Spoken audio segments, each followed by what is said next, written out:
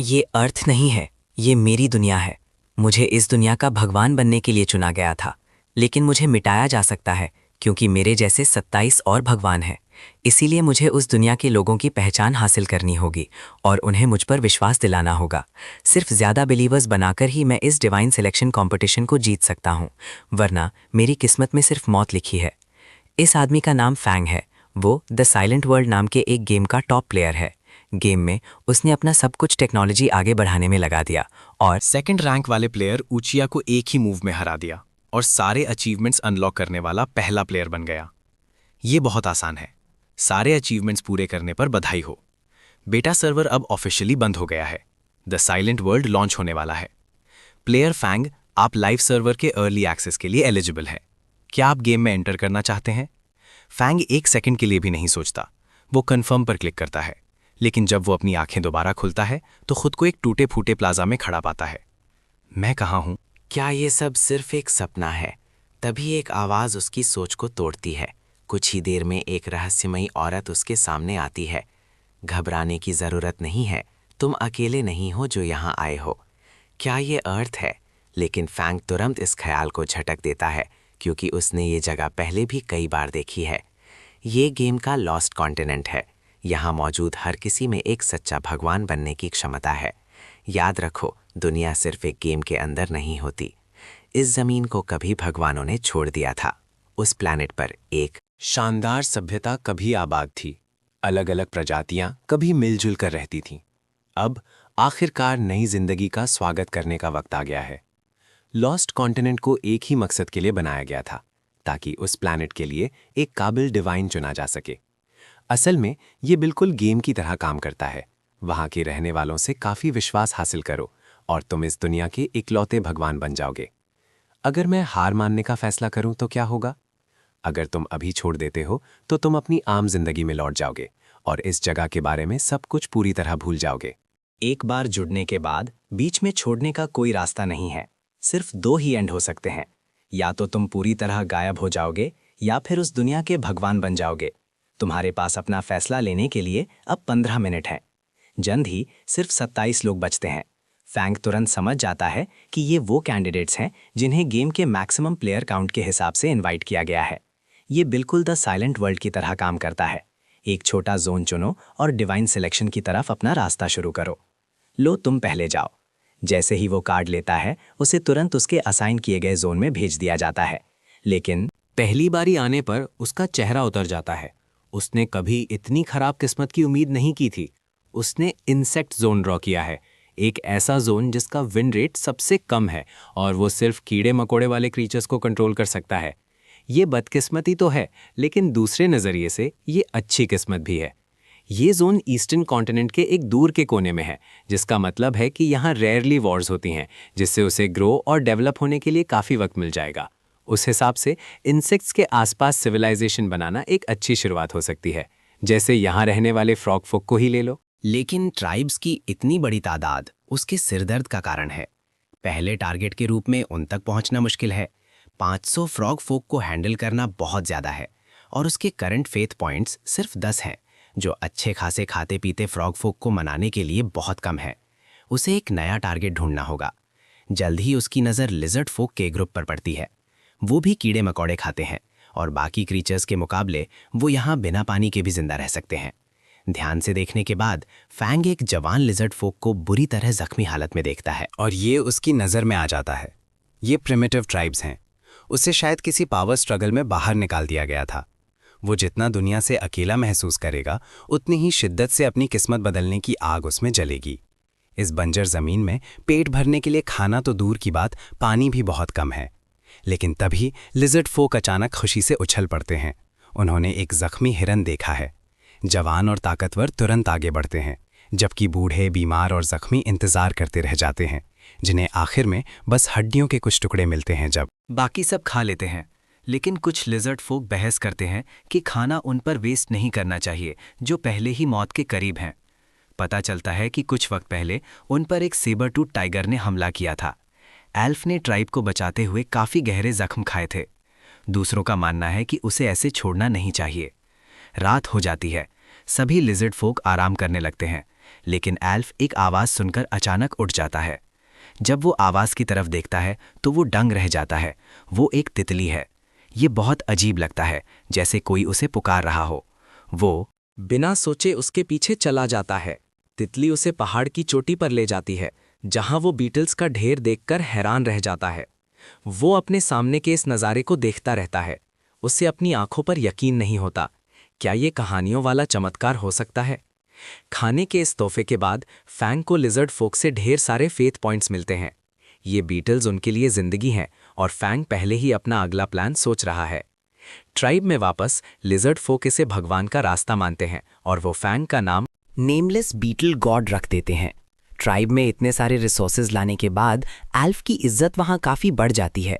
फिर तितली दोबारा आती है रास्ता दिखाते हुए, लेकिन जब बाकियों को पता चलता है कि ये रास्ता कड़ी ठंड की तरफ जाता है तो वो घबरा जाते हैं और एल्फ को कोई दूसरी दिशा चुनने के लिए कहते हैं। नहीं, हम इस तितली के पीछे जाएंगे। इस बंजर ज़मीन में हमारे लिए कुछ नहीं है। यहाँ मरने से बेहतर है भगवान का रास्ता अपनाना। फैंग चुपचाप छिपकर देख रहा है। उनके फेट पॉइंट्स अभी भी इतने कम हैं कि वो डायरेक्टली इंटरफेयर नहीं कर सकता। अगर वो सच में मुझ पर विश्वास करते हैं तो वो एक ऐसा फ्यूचर देखेंगे जो उन्होंने कभी सोचा भी नहीं होगा। अल्फ तितली के रास्ते पर आगे बढ़ता है और जल्द ही उसे एक डेजर्ट ओएसिस मिल जाता है। उसे यकीन है कि नेमलेस बीटल गॉड ने उन्हें उम्मीद की ज़मीन तक पहुंचाया है। उसी वक्त फैंग का डिवाइन रैंक बढ़ जाता है।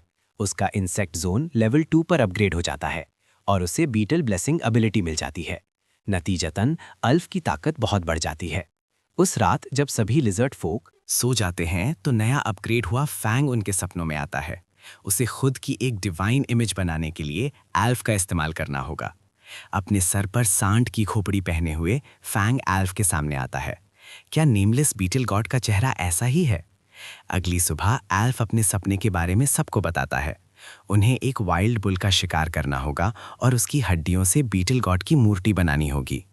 ट्राइब थोड़ी दुविधा में है। बुल का झुंड उनके लिए बहुत खतरनाक है। एल्फ उनकी फिक्र समझता है, इसीलिए वो अकेले जाने का फैसला करता है। ट्राइब हैरानी से उसे देखती है, लेकिन वो उनकी फिक्र दूर कर देता है।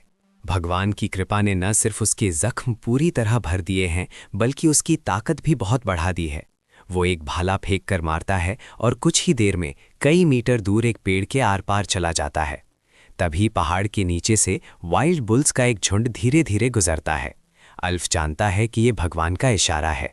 वो अकेला झुंड पर हमला कर देता है। भाले का एक वार और एक बुल वहीं ढेर हो जाता है। ये देखकर बाकी ट्राइब वाले भी मदद के लिए दौड़ते हैं। शाम तक अल्फ भगवान की मूर्ति बुल की हड्डी से बना लेता है और ट्राइब के साथ उसके आगे पूजा करता है। नेमलेस बीटल गॉड के इतने अच्छे तोहफों के लिए शुक्रिया अदा करता है। पूजा का तरीका भले ही अनाड़ी और अजीब है, लेकिन ट्राइब का हर एक मेंबर सच्चे दिल से प्रार्थना करता है।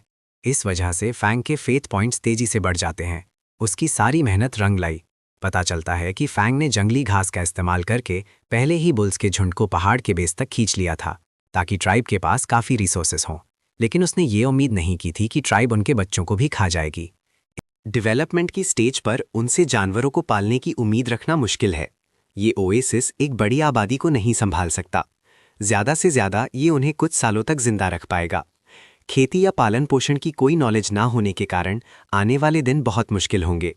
खुद से ये सब समझना उनके लिए बहुत कठिन है, लेकिन सख्त रूल्स के चलते फैंग सीधे तौर पर उन्हें ये नहीं बता सकता। पर फैंग तुरंत एक प्लान सोचता है, एक ऐसा प्लान जिसे पूरा होने में लंबा वक्त लगेगा। कुछ दिन बीत जाते हैं। एक रात एल्फ को एक सपना आता है। ऑल्टर बुरी तरह हिलने लगता है, जैसे कुछ बहुत बड़ा होने का इशारा दे रहा हो। वो अगली सुबह उठता है और तुरंत ऑल्टर तक चढ़ता है, सिर्फ ये देखने के लिए कि एक ताकतवर ट्राइब दूर से उनकी तरफ आ रही है। उनकी चमड़ी का रंग साफ बताता है कि ये एल्फ के पुराने लोग हैं। सबसे डराने वाली बात यह है कि उनका चीफ बेहद ताकतवर लग रहा है। वो एक खतरनाक अर्थ ड्रैगन की सवारी कर रहा है। लोगों की भारी तादाद देखकर लगता है कि पूरी ट्राइब यहाँ माइग्रेट कर चुकी है। इसका बस यही मतलब हो सकता है कि उनका असली घर पूरी तरह से खत्म हो चुका है। अल्फ को लगता है कि शायद वो बस यहाँ से गुजर रहे हैं। आखिरकार पहाड़ की चोटी पर उसकी ट्राइब की जगह आसानी से नज़र नहीं आती, लेकिन उसके पेट्रोल स्काउट्स जल्दबाजी में काम खराब कर देते हैं। वो खुद को जल्दी दिखा देते हैं और नए आने वालों को दूर रहने की चेतावनी भी देते हैं। चीफ ने इस सरप्राइज की उम्मीद नहीं की थी। लगता है ये लोग इतने समझदार नहीं हैं। अल्फ आहें भरता है, लेकिन अपने लोगों की तरफ मुड़कर उन्हें शांत रहने को कहता है। शायद ये भगवान की मर्जी है। ट्राइब दंग रह जाती है। तुम्हारा मतलब है कि ये भगवान हमारा इम्तिहान ले रहे हैं? अल्फ हाँ में सिर हिलाता है। हाँ, या शायद ये कोई इम्तिहान नहीं, बल्कि एक मिशन है जो भगवान ने हमें दिया है। मुझे लगता है हमारा मिशन उन्हें वेलकम करना और बचाना है। आखिरकार हमारा खून एक ही है। तभी तितली दोबारा आती है। क्या ये भी भगवान की मर्जी है? आगे का ज्यादा देख पाना मुश्किल है, लेकिन मैं भगवान की मर्जी पूरी करने के लिए अपना सब कुछ लगा दूंगा। आल्फ को देखते हुए फैंग पूरी तरह समझ जाता है कि उसका क्या इरादा है। पॉपुलेशन बढ़ाने और टेक्नोलॉजी आगे ले जाने के लिए आल्फ की ट्राइब और ब्लू स्किन ट्राइब को एक होना पड़ेगा। फैंग को इस बात की हैरानी होती है कि बिना किसी सपने के इशारे के अल्फ ने यह फैसला पूरी तरह खुद किया है। क्या ये उसकी कमाल की विल पावर की वजह से है? उसका विल पावर स्टैट पहले ही 14 तक पहुंच चुका है। फैंग काफी इंप्रेस होता है। अगर अल्फ अपनी खुद की सोच से एक अच्छा लीडर बन सकता है तो वो खुद ही ट्राइब को सिविलाइजेशन बनाने तक ले जा सकता है। एक प्लेयर को हर छोटे काम में दखल देने की जरूरत नहीं पड़ेगी। वो मेरे इरादों को और भी बेहतर तरीके से पूरा करेगा। चीफ उन गार्ड्स की वार्निंग को बिल्कुल अनदेखा कर देता है और उसकी जगह उनके इलाके के राज जानने की कोशिश करता है। अल्फ आराम से आगे आता है और कहता है, यहाँ पानी है, खाना है और एक भगवान है जो हमारी रखवाली करते हैं। ये नेमलेस बीटल गॉड का ठिकाना है। लेकिन चीफ इन बातों की बिल्कुल परवाह नहीं करता और उन्हें रास्ता साफ करने का इशारा देता है। हमारे पास एक बड़ी आर्मी है।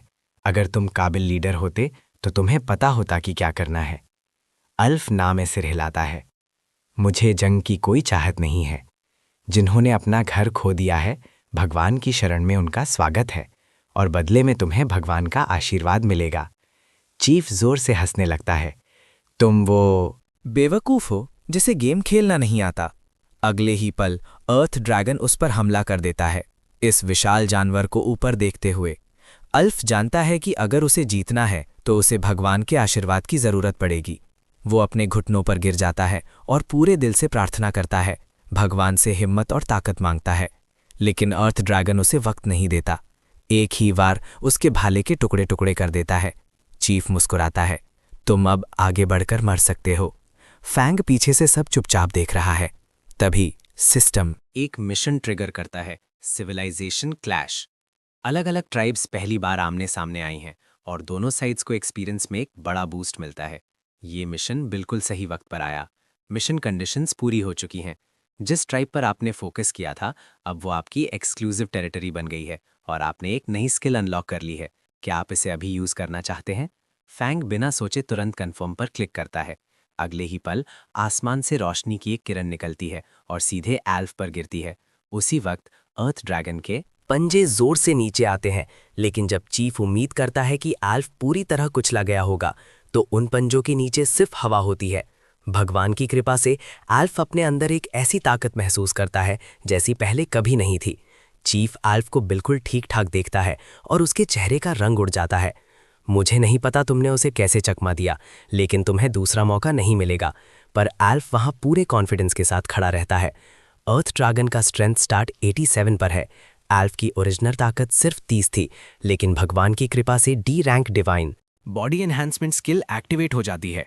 वो तुरंत किसी आम इंसान से 200 गुना ज्यादा ताकतवर बन जाता है। ताकत का इतना बड़ा फासला देखने वालों को हैरानी से भर देता है। अगले ही पल एक जोर की टक्कर, अर्थ ड्रैगन नीचे गिर जाता है। हर कोई जानता है कि भगवान के आशीर्वाद के बिना कोई भी ऐसा नहीं कर सकता था, लेकिन चीफ अभी भी इस बात को मानने से इनकार करता है। वो जमीन से एक छोटी तलवार उठाता है और आल्फ पर हमला करता है। आल्फ सिर्फ ना में सर हिलाता है। उसे यकीन नहीं होता कि ये आदमी कितना जिद्दी है, इसीलिए वो आराम से एक थप्पड़ मारता है और चीफ वहीं के वहीं बेहोश हो जाता है। ये देखकर ब्लू स्किन ट्राइब वाले हार मानकर अपने हथियार डाल देते हैं। ठीक उसी वक्त भगवान की कृपा अपनी टाइम लिमिट तक पहुंचकर खत्म हो जाती है। अल्फ हैरानी से खुद को देखता है। वो एहसास ऐसा था जैसे खुद भगवान उसके अंदर आ गए हों। अल्फ की परफॉर्मेंस देखकर फैंग को काफ़ी तसल्ली मिलती है। जल्द ही रात हो जाती है। अल्फ शांति से बैठकर आगे के रास्ते के बारे में सोचता है। नए जुड़े मेंबर्स उसकी पुरानी ट्राइब से 6 गुना ज़्यादा हैं। उसे एहसास होता है कि ये छोटा ओएसिस इतने लोगों को जिंदा नहीं रख पाएगा। अगर उन्हें एक मजबूत सिविलाइजेशन बनानी है तो उन्हें इस ओएसिस से बाहर निकलना होगा। किस्मत से ब्लू स्किन ट्राइब अलग अलग फील्ड्स के हुनरबाज लोगों से भरी हुई है। तो अगले दिन एल्फ एक ब्लैकस्मिथ को ढूंढता है जो लोहे के औजार बनाना जानता है और उससे पूछता है कि इसके लिए किन चीज़ों की ज़रूरत है। ब्लैकस्मिथ उसे बताता है कि अपने पुराने चीफ की रोकटोक के बिना वो बहुत पहले ही बेहतर औजार बना सकते थे। इस प्रोसेस के लिए काफ़ी मात्रा में लकड़ी चाहिए ताकि स्मेल्टिंग के लिए एक स्पेशल फ्यूल बनाया जा सके। एल्फ अपनी हाथ की छोटी तलवार को देखता है, गहरी सोच में डूबा हुआ। बेहतर औजार ना सिर्फ हमारे शिकार को सुधारेंगे बल्कि ये ट्राइब की ओवरऑल कॉम्बैट पावर को भी मजबूत करेंगे।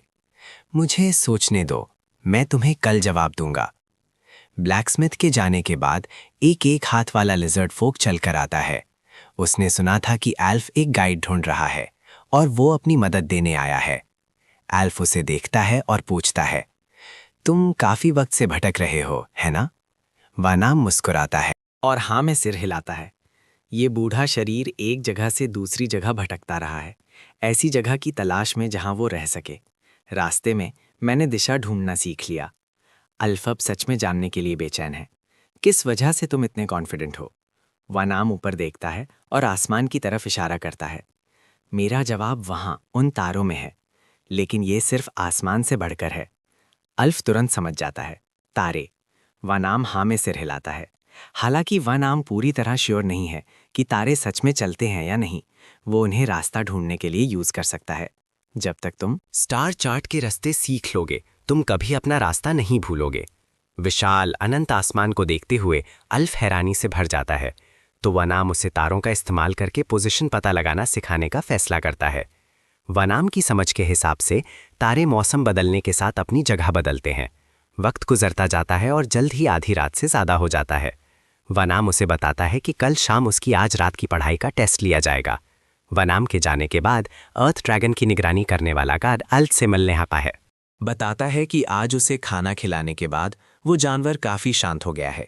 इससे पहले अर्थ ड्रैगन हर किसी के लिए खतरनाक था। गार्ड्स पूरी तरह मजबूर थे, लेकिन जब से उसने एल्फ को देखा है कुछ बदल गया है। हर बार जब वो एल्फ को देखता है तो अर्थ ड्रैगन कांप उठता है, अंदर से इतना गहरा डर कि उसकी हर एक मूवमेंट सावधानी भरी और निपी तुली हो जाती है। वो एल्फ के दिए हुए खाने को लेता है और एल्फ उसे चुपचाप शांत रहने का इशारा करता है। अर्थ ड्रैगन आज्ञाकारी होकर बैठ जाता है। एल्फ उसे देखता है और सोचता है कि भगवान ने उसे किसी वजह से जिंदा रखा होगा, बस उन्हें अभी तक वो वजह समझ नहीं आई है। लेकिन गार्ड एक और वजह से भी आया है। दोपहर में अर्थ ड्रैगन को खाना खिलाते वक्त उसके दिमाग में एक आइडिया आया था। अगर हम अर्थ ड्रैगन जैसे ताकतवर जानवर को पाल सकते हैं तो उसके जैसे दूसरे ताकतवर जानवरों को भी शायद पाला जा सकता है। एल्फ उसे आगे बोलने का इशारा करता है। गार्ड पहाड़ की तलहटी में वाइल्ड बुल के झुंड की तरफ इशारा करता है। उसी वक्त फैंग को एक मिशन नोटिफिकेशन मिलता है। एल्फ की ट्राइब ने वाइल्ड बुल्स के लिए हर्डिंग स्किल खोज ली है। कहा जाता है कि इंसानी इतिहास में किसी पॉइंट पर सभ्यता दो रास्तों में बट गई। एक खेती पर फोकस था और दूसरा जानवरों को पालने और चराने पर। ये एक असली प्रिमिटिव सोसाइटी नहीं है, लेकिन गेम में सभ्यता की दिशा बिल्कुल इसी पैटर्न पर चलती है। हर महान सभ्यता की शुरुआत बड़ी नदी की घाटियों से जुड़ी है। उस ज्योग्राफी ने खेती को मुमकिन बनाया, लेकिन फैंग ने लिजर्ड फोक ट्राइब को चुना, ऐसी प्रजाति जिसके पास ताकतवर शरीर और कमाल की अडेप्टेबिलिटी है। उनके लिए खेती से ज्यादा हर्डिंग सूट करती है। अब सिर्फ थोड़ी सी गाइडेंस के साथ वो कमाल की रफ्तार से डेवलप हो सकते हैं। सभ्यता के आगे बढ़ने ने उन्हें पंख दे दिए हैं। एल्फ के सपोर्ट से आखिरकार ब्लैकस्मिथ को मजबूत लोहे के औजार बनाने के लिए ज़रूरी मटेरियल्स मिल जाते हैं। सबकी दुगनी मेहनत करने से वो आखिरकार बेसिक लोहे के औजार बनाने में कामयाब हो जाते हैं। एक ऐसी ट्राइब के लिए जो पहले पूरी तरह पत्थर के औजारों पर निर्भर थी, ये आगे की तरफ एक बहुत बड़ी छलांग है। और फैंग को सबसे ज़्यादा हैरान करने वाली एक अनएक्सपेक्टेड डिस्कवरी है एस्ट्रोनॉमी की। सबसे शुरुआती कोशिश इस स्टेज पर यह बहुत प्रिमिटिव है। एस्ट्रोलॉजी इसके लिए एक ज़्यादा सही शब्द हो सकता है, लेकिन दूर फ्यूचर में यह एक ऐसा रास्ता बनाएगा जो दुनिया को बदल देगा। अल्फ तारों से भरे रात के आसमान को देखता है और आखिरकार समझ जाता है कि वनार्म तारों को आसमान के गाइड्स क्यों कहता था। वो अनप्रिडिक्टेबल लगते हैं, फिर भी वो आगे का रास्ता पूरी क्लैरिटी के साथ दिखाते हैं। अब हाथों में तेज लोहे के औजारों के साथ अल्फ सबको बुलाता है ताकि उनके दिमाग में जो चल रहा है वो शेयर कर सके। भगवान ने काफी वक्त से इस जमीन तक हमारा रास्ता दिखाया है। भगवान ने हमें हमारे पुराने रिश्तेदारों से भी मिलवाया।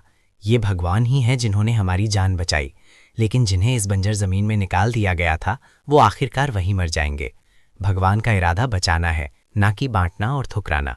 हम इसीलिए जिंदा बचे ताकि और जिंदगियों को बचाया जा सके।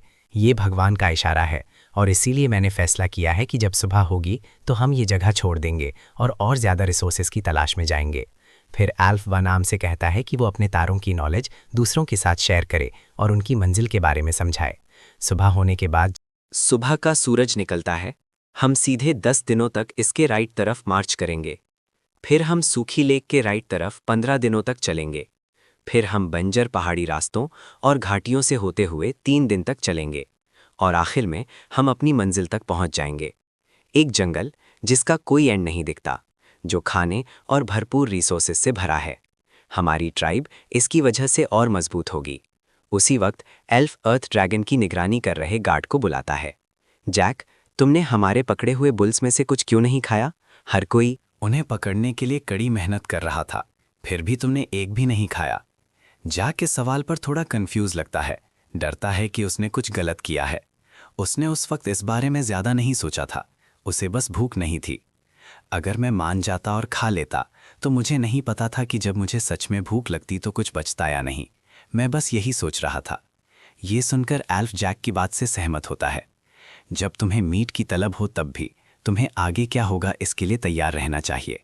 फिर वो जैक से पूछता है, क्या तुम आगे भी ऐसा करते रह सकते हो जब तक मैं भूख से न मर जाऊं? मैं तैयार हूं। गुड। इसके साथ अल्फ उन्हें एक और भी जरूरी मिशन देने का फैसला करता है। अचानक सबके सामने एक बहुत तेज भाला आता है। ये नज़ारा पूरी भीड़ को दंग कर देता है। यहाँ तक कि किसी चीफ के पास भी शायद ही ऐसी क्वालिटी का वेपन होता है। ये उन लोगों के लिए इनाम है जो अपनी भूख पर काबू पा सकते हैं। हर कोई इनाम को बहुत ज़्यादा जलन के साथ देखता है और जिन्हें ये नहीं मिला उनमें और बेहतर करने की एक तेज़ चाहत भर जाती है। उसी वक्त अल्फ बुल की एक हड्डी उठाता है और उसे अपने चेहरे पर रखता है। वो ऐसा इसीलिए करता है ताकि सबको एक बात क्लियर कर सके। उनके कंधों पर ट्राइब को सेफ रखने की जिम्मेदारी है, क्योंकि ये बंजर ज़मीन हर कदम पर खतरे से भरी है। और इस तरह एक बुलबून वॉरियर उन सबके सामने खड़ा होता है। नेमलेस बीटल गॉड को अपने दिलों में रखो। नेमलेस बीटल गॉड हमेशा तुम्हारे साथ रहेंगे। लेकिन अपने दिल में एल्फ जानता है कि ये भगवान का इशारा नहीं है, ये उसका अपना फैसला है। वो जानता है कि अगर वो कुछ और साल यहाँ रुके तो वो वही गलती दोबारा करेंगे जो पहले की थी। आगे बढ़ने का एक ही रास्ता है कि हम पहल करें और यहाँ से चलें। मुझे माफ करना मेरे प्यारे नेमलेस बीटल गॉड। लिजर्ड फोक ट्राइब के अंदर जो कुछ भी हो रहा है, फैंग ये सब एकदम साफ देखता है। वो जानता था कि एल्फ बिल्कुल यही करेगा, वरना एल्फ ने प्रीस्ट का टाइटल कभी हासिल नहीं किया होता। एल्फ की मदद से फैंग ने एक पूरी तरह से नए तरीके का इंडिविजुअल बनाया है। एल्फ का लेवल भी बढ़ जाता है और हर एक स्टैट करीब दुगना हो जाता है। अब तक तुमने बहुत अच्छा काम किया है। तुमने मुझे निराश नहीं किया। इस पल से तुम एक काबिल लीडर हो। कुछ दिनों बाद लिजर्ड फोक ट्राइब पिछले 3 दिनों से बंजर जमीन से गुजर रही है। झलसती हुई गर्मी अर्थ ड्रैगन के लिए भी बहुत ज्यादा है। जब वो जमीन पर गिर जाता है तो सब उसे चेक करने दौड़ते हैं। वनाम एक नज़र देखता है और समझ जाता है कि वो बस थक गया है। अल्फ तुरंत सबको रुकने और आराम करने का इशारा करता है। अल्फ पूरी गिले से और नहीं है कि वो आगे बढ़ सकते हैं। ट्राइब के पास बचा हुआ खाना खतरनाक हद तक कम हो रहा है। वो बस भगवान के एक और चमत्कार की उम्मीद कर सकते हैं। तभी आगे भेजे गए स्काउट्स घबराकर वापस दौड़ाते हैं, इशारा करते हुए कि आगे किसी दूसरी ट्राइब के लोग हैं। एल्फ चेक करने के लिए ग्रुप को आगे ले जाता है, सिर्फ गॉब्लिन्स के एक ग्रुप को देखने के लिए। गॉब्लिन्स लिजर्ड फोक्स के हाथों में तेज लोहे के हथियार देखकर तुरंत अपने पत्थर के कुल्हाड़े डालकर हार मान लेते हैं और अपना आखिरी बचा हुआ खाना दे देते हैं। मुझे लगता है कि ये पक्का कोई गलतफहमी हुई है। हम बस उस घाटी को जल्दी से जल्दी छोड़ना चाहते थे और जंगल में थोड़ा खाना ढूंढना चाहते थे। अल्फ जानने को बेचैन है किस वजह से उन्हें अपना घर छोड़कर भागना पड़ा। हम उस पहाड़ पर रहते थे जब तक कि एक डरावना मॉन्स्टर वहां नहीं आया। अल्फ का चेहरा तन जाता है। वो बिल्कुल उसी दिशा में जा रहे हैं। फैंग सब कुछ होते हुए देखता है। वो पहले से जानता है कि ये मॉन्स्टर कोई आसान दुश्मन नहीं है। ये एक विशाल सेंटिपीड है। इसके स्टैट्स लिजर्ड फोक ट्राइब की क्षमता से कहीं ज्यादा है और इसके 2 बड़े जहरीले दांत हैं। साइलेंट वर्ल्ड में इसे इस तरह बनाया गया है। ये क्रीचर्स भगवानों ने अपने गायब होने से पहले बनाए थे। जब भगवानों ने इस प्लैनेट को छोड़ा था तो उन्हें पीछे छोड़ दिया था। कुछ देर बाद गॉब्लिन चीफ एल्फ को देखने ले जाता है। एल्फ उसका साइज देखकर दंग रह जाता है। ये क्रीचर जब भी सांस लेता है पहाड़ में कंपन होती है। गॉब्लिन उन्हें शांत करने के लिए तुरंत हाथ हिलाता है। ये आवाज़ तब आती है जब वो सोता है। घूमकर जाने में कितना वक्त लगेगा? वन आर्म का अंदाज़ा है कि कम से कम 8 दिन। जवाब सुनकर एल्फ के माथे पर शिकन पड़ जाती है। फैंग उस हिचकिचाहट देख सकता है और ये पूरी तरह समझ आता है। वो सच में नहीं जानता कि क्या चुना जाए। पूरी ट्राइब डरी हुई है, इसलिए घूमकर जाना एक समझदारी वाला ऑप्शन हो सकता है। तुम क्या करने वाले हो एल्फ? तभी एल्फ के बचपन की दोस्त कैरल कुछ नोटिस करती है। वो ऊपर के बड़े पत्थरों को गौर से देखती है और जल्दी से सेंटीपीड को मारने का एक प्लान बनाती है। हमें लड़ना होगा, हमारे पास इस वक्त काफ़ी एडवांटेज है। वो उन औजारों से इंस्पायर हुई थीं जो ब्लैकस्मिथ यूज़ कर रहा था। मुझे बस एक लंबा लीवर दो और मैं पूरी दुनिया हिला सकती हूँ। उसके तुरंत बाद वो कुछ लकड़ी के पोल्स इकट्ठे करती है और उनका इस्तेमाल करके विशाल पत्थरों को मॉन्स्टर के ऊपर ढकेलती है, उन्हें नीचे लुढ़कने और उसे कुचलने के लिए छोड़ देती है। ये एक सिंपल आइडिया है और बहुत ही शानदार भी, लेकिन इस लेवल के शेल आर्मर वाले क्रीचर को हराने के लिए इम्पैक्ट तब ज़्यादा इफेक्टिव होगा जब सारे पत्थर एक साथ टकराएंगे। फैंग श्योर नहीं है कि अकेले ये इसे ख़त्म करने के लिए काफ़ी होगा। जैसे ही सब मिलकर लीवर्स पर काम करते हैं, पत्थर सेंटीपीड की तरफ लुढ़कते हुए आते हैं। जब तक सेंटीपीड को कुछ गलत होने का एहसास होता है, तब तक पत्थर उसके पास पहुंच चुके होते हैं और उसके सिर के ऊपर जोर से टकराते हैं। लेकिन हैरानी की बात यह है कि 3 पत्थर भी उसे मारने के लिए काफ़ी नहीं हैं। वो सिर्फ उसका बाहरी शेल तोड़ते हैं और उसे पूरी तरह गुस्से से भर देते हैं। ये देखकर अल्फ सबको तेज़ी से चलने और बाकी पत्थरों को नीचे धकेलने के लिए कहता है, लेकिन फैंग जानता है कि बहुत देर हो चुकी है। आम लोग आसानी से पत्थरों को स्पीड से नहीं हिला सकते, इसलिए वो एक बार फिर अपना आशीर्वाद अल्फ को मेजता है। जैसे ही ताकत उसके अंदर आती है, अल्फ एक बहुत बड़ा पत्थर हवा में उछालता है, सिर्फ अपनी असली फिजिकल स्ट्रेंथ का इस्तेमाल करते हुए, और एक और पत्थर नीचे फेंकता है।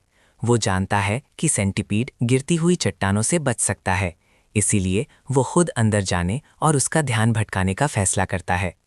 अल्फ चट्टान के किनारे से छलांग लगाता है, हर सेकंड के साथ ताकत बढ़ाता है, फिर अपना भाला सीधे मॉन्स्टर पर फेंकता है। भाले से ध्यान भटकने के कारण सेंटीपीड को ऊपर से गिरती चट्टानों से बचने का वक्त नहीं मिलता।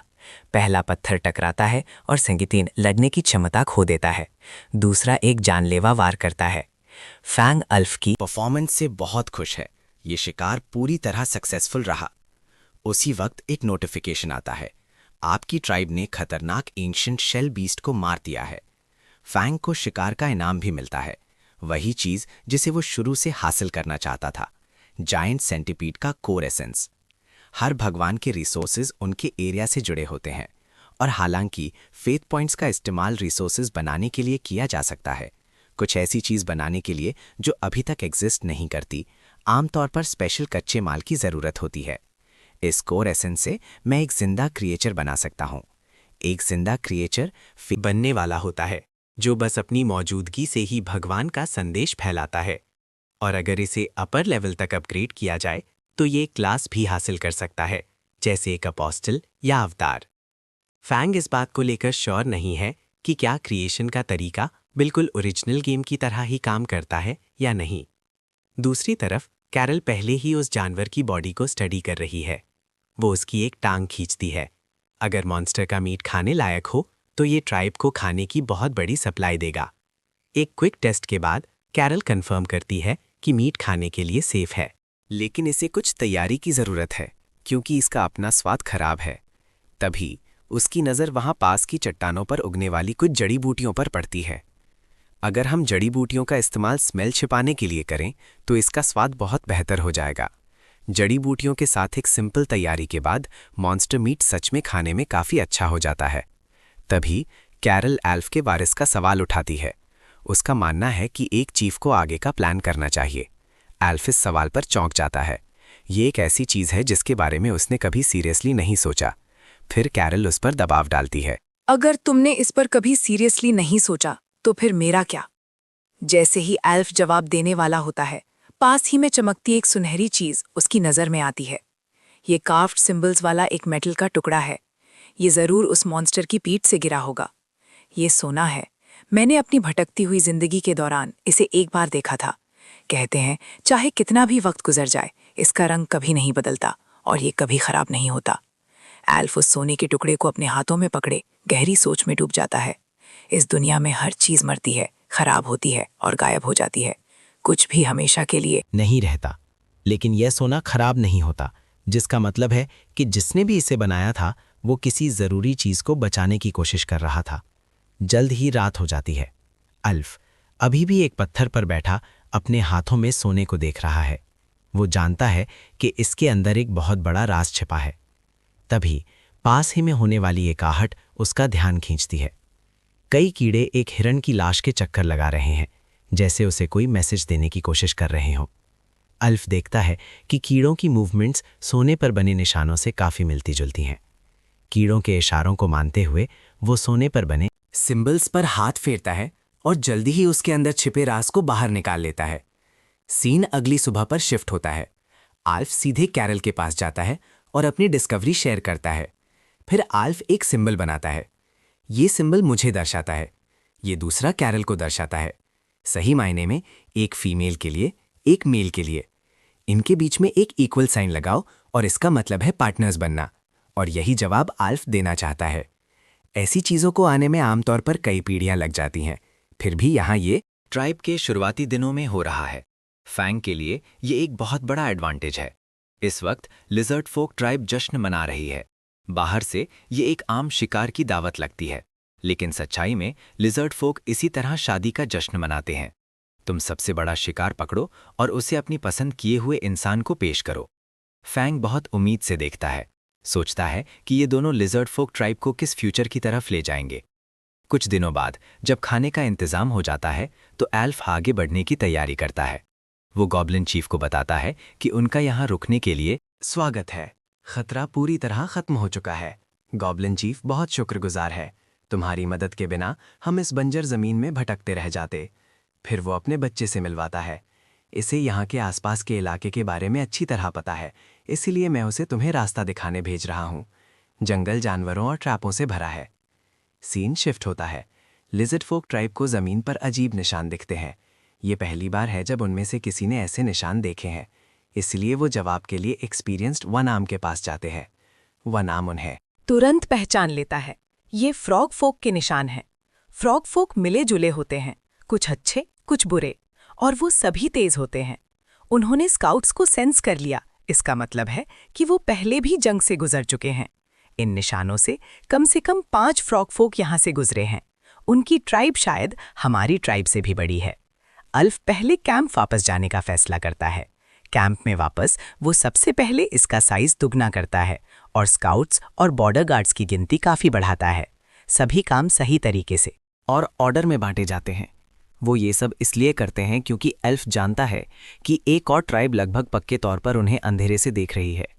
अपने बेस को दूसरी जगह शिफ्ट करने में जितने दिन लगते हैं उसमें कोई फ्रॉग फोक का हमला नहीं होता।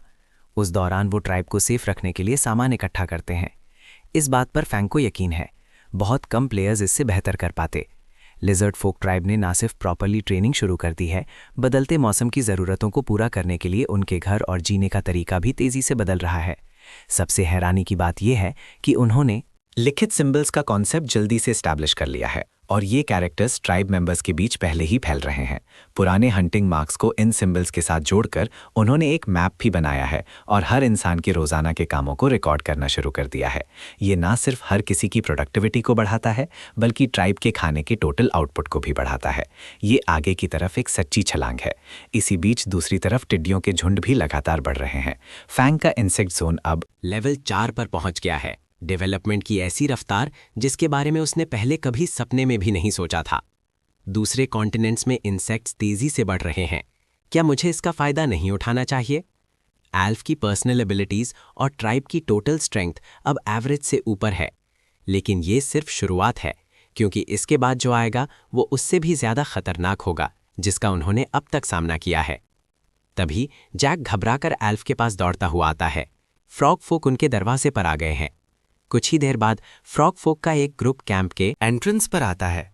शांति से साथ रहने का वादा करते हुए एल्फ खुद उनका स्वागत करने जाता है, लेकिन जब वो उन्हें देखता है तो उसका माथा ठनक जाता है, क्योंकि वो देखता है कि फ्रॉग फोक ग्रुप के बीच लिजर्ड फोक भी हैं। इससे एल्फ को समझ आ जाता है कि कुछ गड़बड़ है। क्या वो यहाँ शांति का समझौता करने आए हैं? फ्रॉग फोक आगे आते हैं और पहले अपना इंट्रोडक्शन देते हैं। मैं अपनी ट्राइब के महान चीफ रॉय का बेटा शूक हूँ। हमारा आपके लोगों से दुश्मनी करने का कोई इरादा नहीं है। एल्फ भी उतनी ही भलाई के साथ जवाब देता है, हम लिजर्ड फोक ट्राइब का भी आपका विरोध करने का कोई इरादा नहीं है, लेकिन फ्रॉग फोक के आने की वजह उन्हें ये बताना है कि लिजर्ड फोक ट्राइब उनके इलाके में आ गई है। एल्फ इसे बिल्कुल अलग नज़रिए से देखता है। ये ज़मीन सिर्फ खाली बंजर थी। ज़मीन पर कोई निशान नहीं थे, कहीं भी फ्रॉग फोक की एक्टिविटी का कोई निशान नहीं था। अगर हम सच में आपकी ज़मीन पर आए हैं तो मैं उसके लिए माफ़ी मांगने के लिए तैयार हूँ, लेकिन चीज़ें ऐसी नहीं हैं जैसा आप मानते हैं।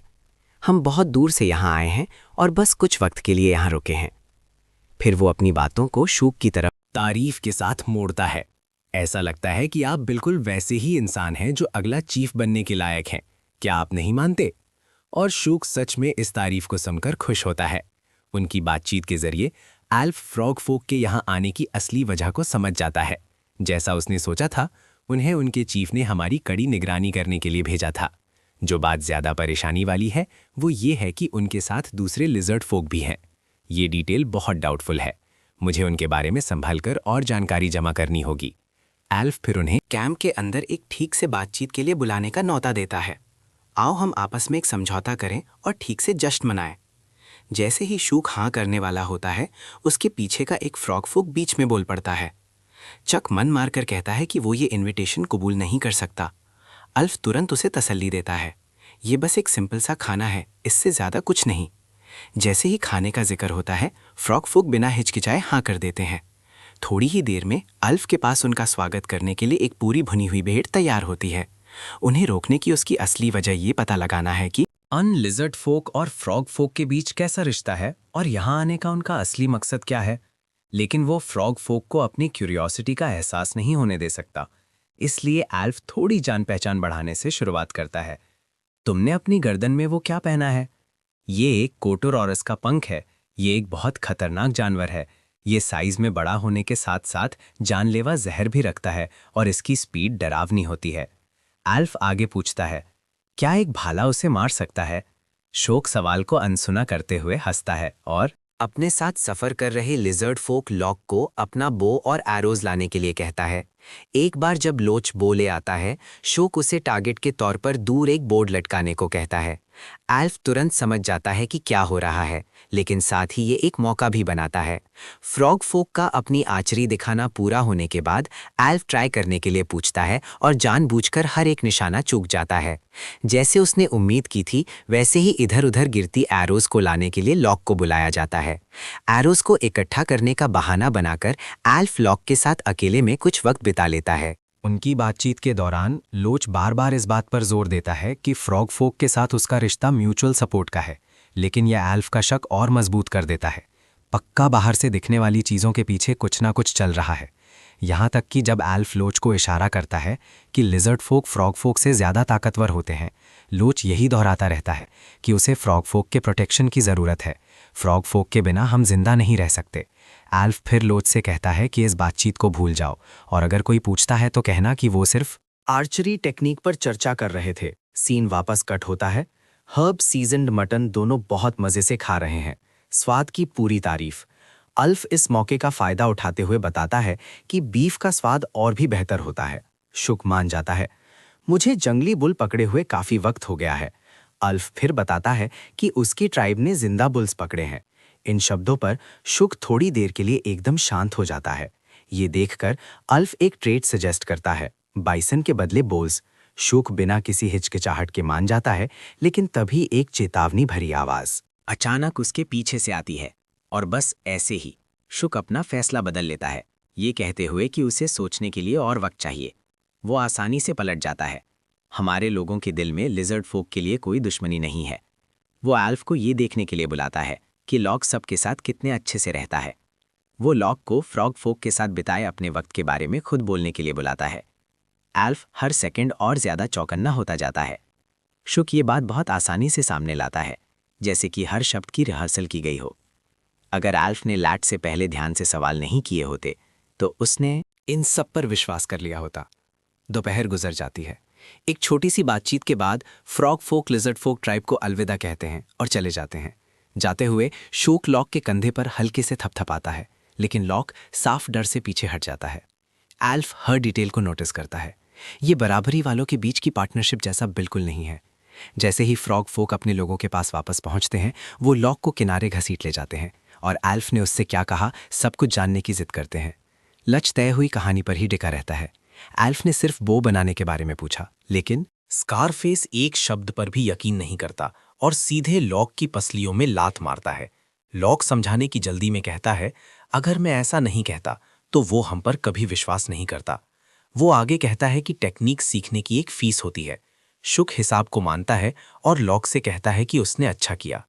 फिर शुक सीरियस हो जाता है, आइलैंड पर फंसे हुए बंदियों की तरफ इशारा करते हुए। अगर तुम चाहते हो कि वो जिंदा रहें तो मेरे ऑर्डर्स मानना। एक नई बलि अभी अभी पेश हुई है। लॉक कसम खाता है कि वो बिना हिचकिचाए बात मानेगा। ये ज्यादा पहले की बात नहीं है कि लॉक की अपनी ट्राइब पहली बार यहाँ आई थी। फ्रॉग फोक ने उन्हें प्यार से न्योता दिया था, लेकिन ये एक ट्रैप था। अब उसके 200 से भी कम लोग बचे हैं, जबकि फ्रॉग फोक की गिनती 1500 से ज्यादा है। उनका सीक्रेट वेपन एक डरावना गार्डियन डेटी, एक विशाल 2 सिर वाला सांप। लॉक लाचार महसूस करता है। भले ही आल्फ एक ताकतवर योद्धा लगता है, उसकी ट्राइब में सिर्फ 600 लोग हैं। उसे यकीन नहीं है कि आल्फ में फ्रॉग फोक को हराने की ताकत है, और अगर लिजर्ड फोक को बलि चढ़ाया जाता है तो कम से कम उसका अपना बच्चा जिंदा बचेगा। दिन बीत जाते हैं, यहाँ तक कि फ्रॉग फोक भी हैरान है। लिजर्ड फोक ने सच में वाइल्ड बाइसन पकड़े और उन्हें बाड़े में बंद कर दिया। एल्फ ऑफर देता है, बोझ लाओ और बाइसन तुम्हारे। फिर लोग बोलता है, ये सुझाव देते हुए कि ट्रेड एक दूसरे को बेहतर जानने का एक अच्छा मौका होगा, क्योंकि वो लिजर्ड फोक ट्राइब के बारे में लगभग कुछ नहीं जानते।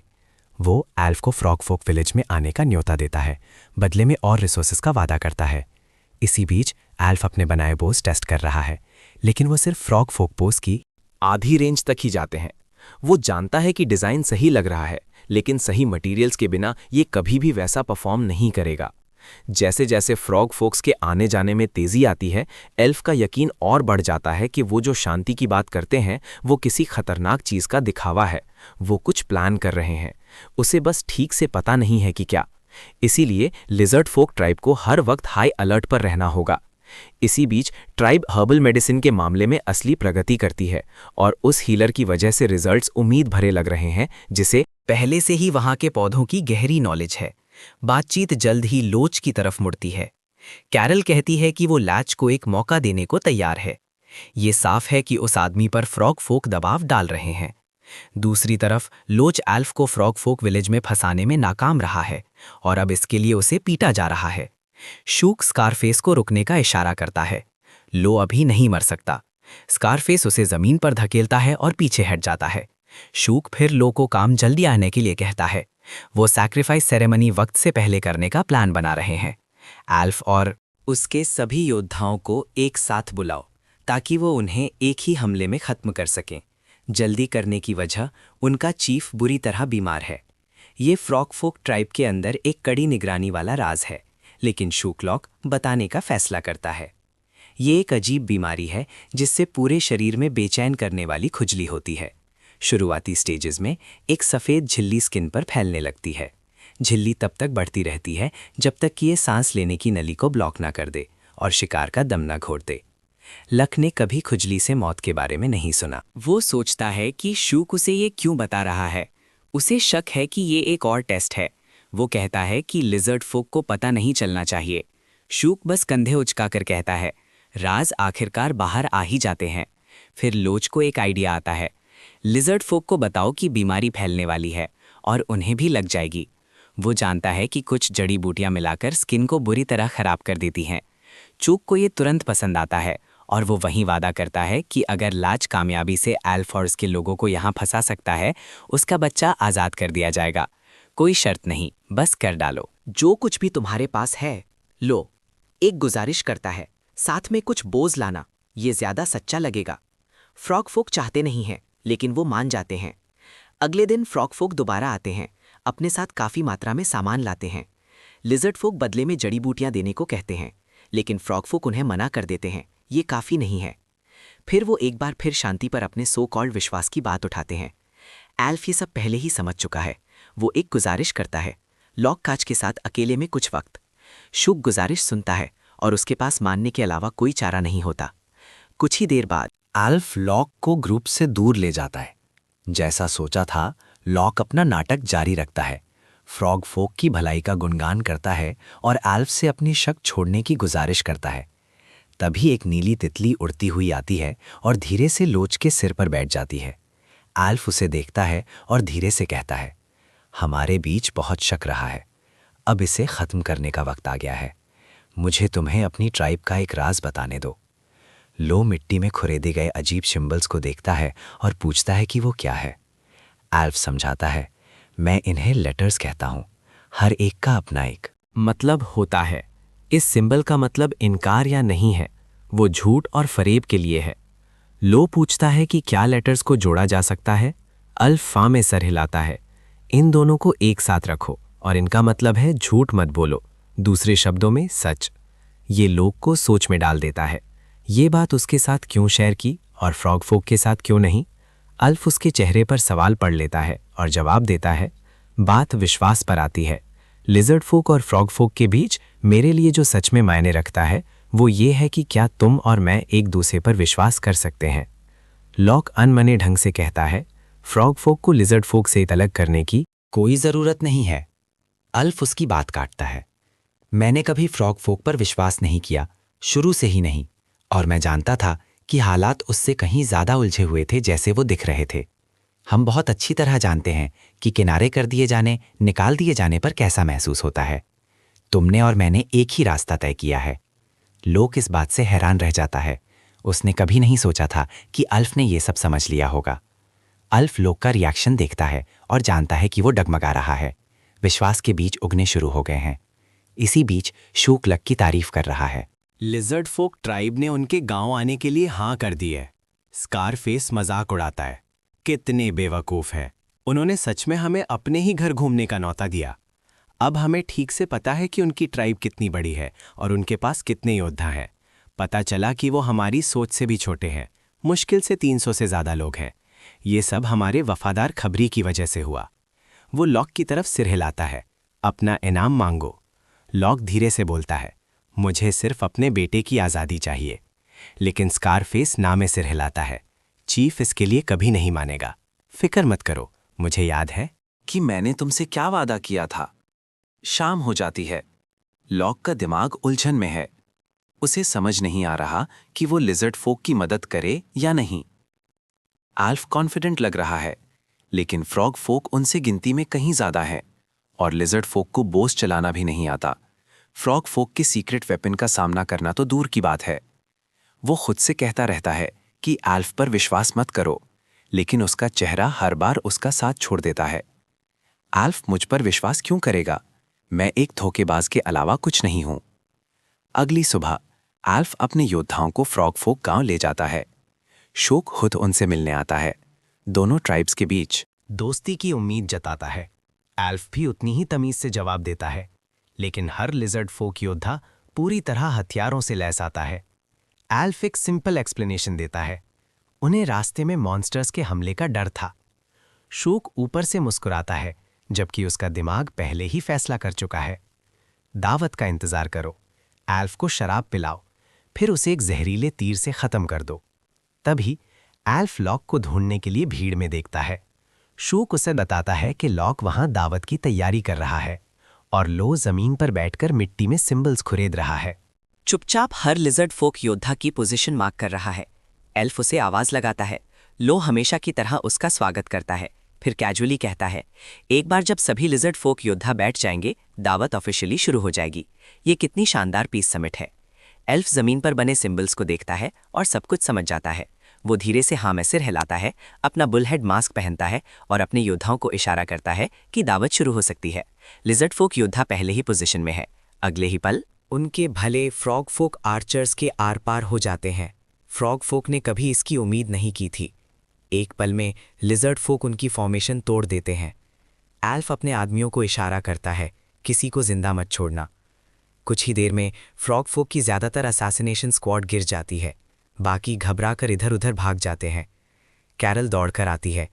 वो दोबारा इकट्ठे होंगे और तीरों से हमला करेंगे।